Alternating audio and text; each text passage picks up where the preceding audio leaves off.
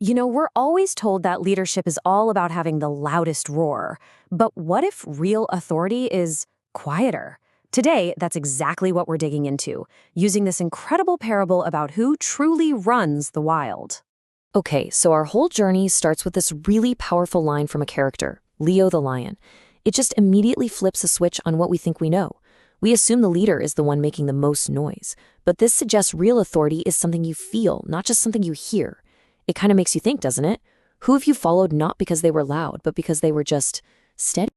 Right, so that brings us to the big question, the one we're really trying to answer here. If it's not about being the loudest or the strongest, then what actually makes a leader? Is it being smarter, more adaptable, or is it something else entirely? To figure this out, the story gives us these three really different voices, and each one has a completely different take on what power is. So let's meet our cast of characters. So you've got Leo the lion. He's your classic ruler, the one who embodies traditional strength. Then there's Miko the monkey, the total disruptor, always shaking things up and questioning the old ways. And kind of holding it all together is Bantu the elephant, who brings this deep, patient wisdom to the table. It's really the dynamic between these three that gets to the truth. Okay, so the first thing they go after is this big myth that we all kind of believe, that might makes right. We're so used to thinking that leadership is all about being the strongest, but this story shows us pretty quick why that's a really narrow way of looking at things. And this is where Bantu the elephant just nails it. He completely reframes the whole conversation. Yeah, sure, strength is great when the river is flooding and you need to move a boulder. But what happens when the river dries up? Suddenly, the question isn't who's the strongest. It's who knows where the water is. That's a whole different kind of power. So if brute strength isn't the whole story, then what is?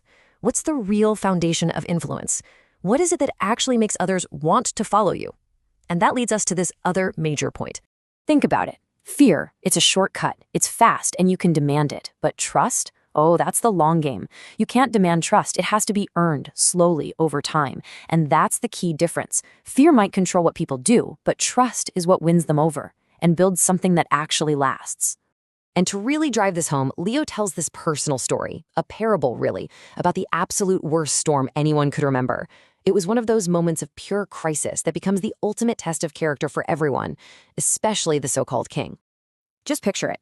Total chaos. The wind is howling, trees are coming down, and everybody is panicking. In moments like that, titles don't mean a thing. Your reputation is useless. It's all about instinct, and who you really are comes out. And this is the kicker. What does the king do? He admits it. He didn't roar at the storm. He didn't charge into the wind. He did the absolute last thing you'd expect from a lion king. He found shelter, and he just waited. It was an act of patience, of preservation. And boom, that right there is the whole point of the story, isn't it? The exact same action is seen in two completely opposite ways. To Miko, the chaotic one, it looks like hiding, like cowardice. But to Bantu, the wise one, it's the very definition of leadership. It just perfectly shows the huge gap between recklessness and true wisdom. So we've got all these pieces, right? Strength versus wisdom, fear versus trust, this idea of action versus just posturing. So where does it all lead? What's the big takeaway about where authority really comes from? And this is the line that just sums it all up. You don't get to walk around and declare, I'm the leader. It doesn't work that way. Leadership is something that's given to you. It's granted by the very people who look to you for guidance because deep down, they just feel safer when you're there. I mean, that just changes how you think about the whole thing, doesn't it? It's not about the power to tell people what to do. It's about having the willingness to take on the responsibility for everyone's well-being. The goal isn't to be a ruler, it's to be a guardian. Okay, so we've taken apart the old ideas. We've built up a new one. And now we can finally go back to that very first question we asked.